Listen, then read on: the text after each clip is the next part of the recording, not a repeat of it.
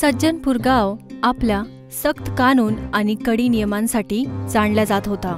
इकडे असणारा जेल एका विशाल किल्ल्यामध्ये होतं, ज्यामध्ये शहरातले सगळ्यात मोठे खतरनाक अपराधी बंद होते।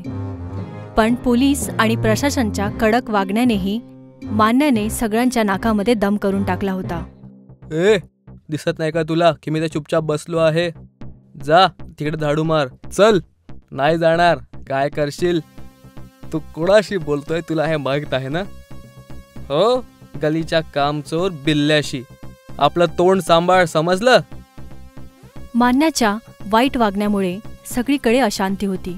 कैदखान्यामध्ये बाकी कैदी सुद्धा होते, पण मान्याचा स्वभाव सगळ्यात जास्त भयंकर आणि रागिष्ट होता। दिवसभर चोरी करणं आणि लोकांना त्रास देणं हे त्याचं आवडतं काम होतं, ज्यामुळे तो आज सज्जनपूर ठाण्यामध्ये कैद होता। आपलं जीवन आपल्या शर्तावरती जगणारा मान्य आज लवकरात लवकर त्या कैदमधून सुटकारा बघत होता। कसं आहेस मान्य? मी इथे ठीक नाही आहे किशन। इथल्या बनलेल्या भिंतींमध्ये माझा दम गुटतो। मला कसं माहित नाही, तू काय पण कर, पण मला इथनं बाहेर काढ। तुझी परेशानी मी समजतो मान्या, पण मला थोडा वेळ दे। मी लवकरच तुला इथून बाहेर काढणार। माझा प्लॅन पण तयार आहे, बस फक्त त्यासाठी तुला थोडी वाट बघावी लागेल। प्लॅन? कसला प्लॅन? सांगतो। किशन आपल्या हळू आवाजात मान्याला आपला सर्व प्लॅन सांगतो आणि ते ऐकून मान्य खुश होतो। अचानक एके दिवशी जेलमध्ये अर्ध्याहून जास्त कैदी बिमार पडतात आणि त्यांना एकत्र त्या हॉस्पिटलमध्ये भरती करावं लागतं। हे सगळं काय चाललं आहे? आपल्या जेलमध्ये अचानक 100 कैदी बिमार कसं झालेत? सर, गोष्ट अशी आहे की जे कैदींना जेवण दिलं जातं त्याची गुणवत्ता खूप खराब आहे, ज्यामुळे त्या सर्वांना फूड पॉयझनिंगचा शिकार व्हावं लागलं। बघ, मला हे सगळं माहीत नाही। इतक्या सगळ्यांची एका सोबतच हालत खराब होणं म्हणजे डिपार्टमेंटचं नाव खराब होणं। यापुढे अशी चूक झाली नाही पाहिजे, समजले? हो सर। एका साईडला पोलिसांवरती जिम्मेदारीचं वजं होतं आणि दुसरीकडे मान्य रागामध्ये आग बबूला होत होता। तुझं डोकं तर ठिकाणावर आहे ना किशन? काल एवढं मोठं कांड केलं आपण, तर काल तू मला इथून बाहेर का नाही काढलंस? मला माहित आहे की तुला राग आलेला आहे, पण पोलीसच्या कडी निगराणीमुळे मी तुला इथनं बाहेर नाही काढू शकलो। तर मग मी इथे सडत राहू? नाही, मी असं नाही होऊ देणार। ते कसं? वेळ आल्यावर सगळं समजेल तुला। फक्त तुला बाकी कैद्यांना पोलीसच्या विरुद्ध भडकवायचं आहे आणि त्या रसोईवाल्या रामूला जेलच्या बाहेर काढायचं आहे। किशनच्या बोलण्यावरती मान्याने सर्व कैदींना पोलिसांच्या खिलाफ केलं होतं आणि रामूला जेलच्या बाहेर काढण्याची योजना बनवली। मान्याच्या बोलण्यावरती सर्व कैदींनी पोलिसांच्या विरोधात आयोजन केलं। नाही चालणार, नाही चालणार, कैद्यांवर जुल्म नाही चालणार। आमची मागणी पूर्ण करा। कामचोर रामूला जेलमधून काढून टाका। हे सगळं काय तमाशा आहे? बघितलं भावांनो, एक तर प्रत्येक कैदीच्या खाण्याचं वांदे केले आहेत आणि वरून आपण त्याच्यावरून कोणाबद्दल आवाज काय उचलला तर हे आम्हालाच प्रश्न विचारत आहे। बरोबर आहे, बरोबर आहे, बिलकुल बरोबर बोलत आहे। बघा, आम्ही तुमच्या गोष्टीवर लक्ष देत आहोत आणि लवकरच रामूला काढून एखाद्या नवीन आचार्याला तुमच्यासाठी नियुक्त केला जाईल। पोलिसांनी जसा वादा केला होता तसंच ठाण्यामध्ये एक नवीन स्वयंपाकाची आयोजन झालं। तो स्वयंपाक बनवणारा अजून दुसरा कोणी नसून किशन होता। किशनला बघून मान्य एकदम चकित होतो। शेवटी किशन स्वयंपाकवाल्याच्या रूपामध्ये त्या जेलमध्ये काय करत होता? पण वाईट ह्या गोष्टीचं होतं की मान्य सर्वांसमोर त्याला काही विचारू नव्हता शकत। मान्य आता फक्त किशन बरोबर बोलण्याचा प्रयत्न करत होता, जो की त्याला मिळाला। तू इथे काय करतोय आणि करायचं काय तुला?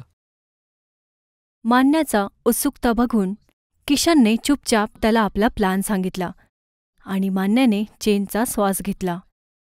आता मान्य 7व्या आकाशावरती होता। त्याला आता असं वाटलं की तो या कैदमधून आता लवकरच सुटणार।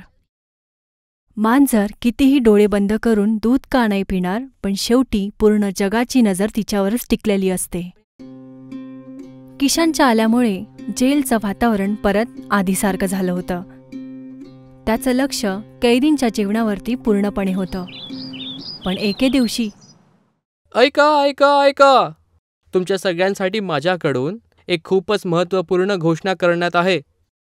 घोषणा? कसली घोषणा? अरे बाबा सांगतोय, थोडा वाट बघा.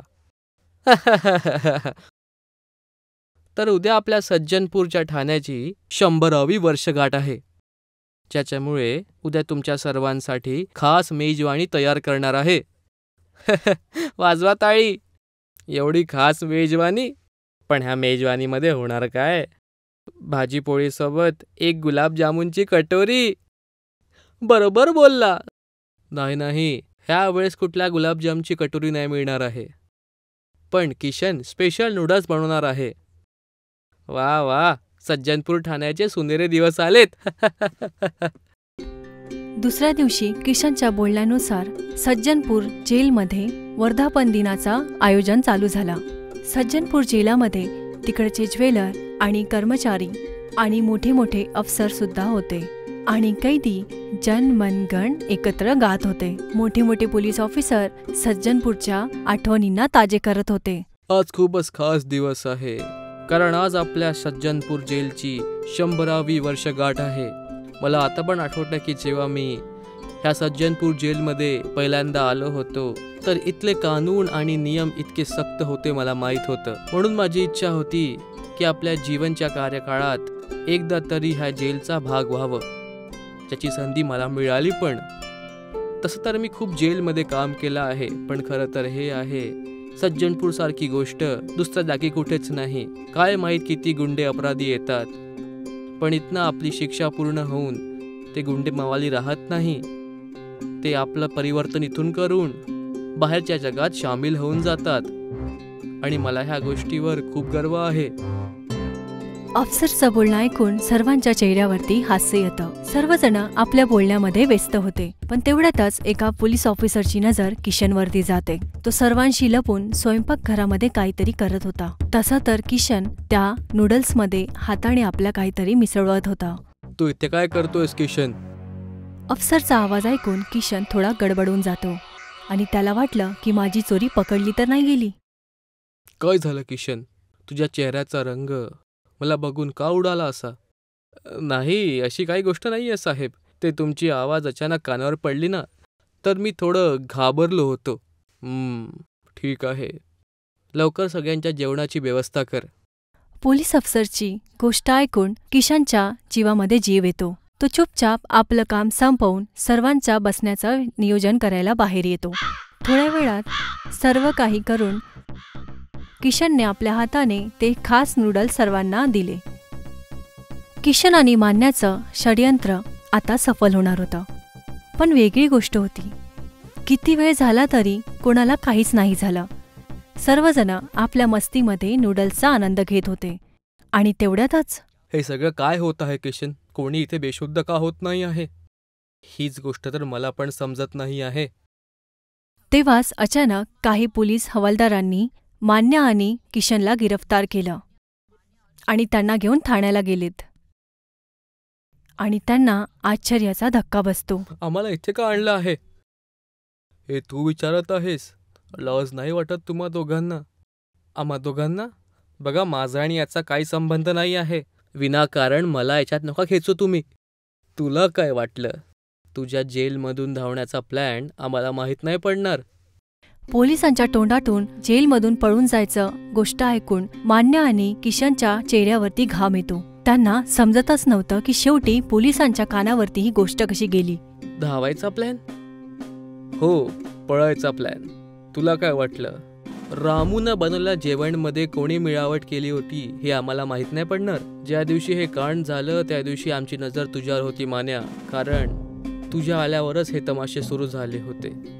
तुझ्यावर तर आमची नजर होतीच, पण त्यानंतर आम्हाला फक्त हे माहिती करायचं होतं की तुझी मदत नेमकं करत कोण आहे.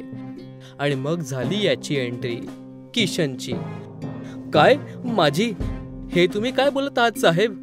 माझा यात काहीच हात नाही आहे. मला सोडून द्या. तुला सोडून देऊ? लाज वाटत नाही हे बोलताना? तुला काय वाटलं तू हे नूडल्समध्ये काय मिसळलेलं आहे हे मला समजणार नाही? तुझ्यावर तर माझी रोजच नजर होती. मला माहित होतं की तुझ्या बोलण्यावरूनच मान्यानी रामूच्या बनवलेल्या जेवणामध्ये मिळावट केली होती, ज्यानं आम्ही रामूला कामावर काढून तू इथं येऊन जाशील आणि आपल्या घटिया मित्राला इथून पळून घेऊन जाशील. पोलिसांच्या तोंडातून स्वतःचा प्लान ऐकून दोघांचंही बोलती बंद झाली होती आणि आता त्या दोघांची पोल समोर आली होती आणि आता दोघांकडे पछताव्याशिवाय काहीच उपाय नव्हता. या घाणेरड्या उपायामुळे त्या दोघांना आता खूप कठीण शिक्षा दिली. त्यामुळे त्यांना आता सज्जनपूरपासून दूर एका कोठडीमध्ये पाठवलं गेलं. शेवटी किशन आणि मान्याला त्यांच्या कर्माचे फळ मिळाले.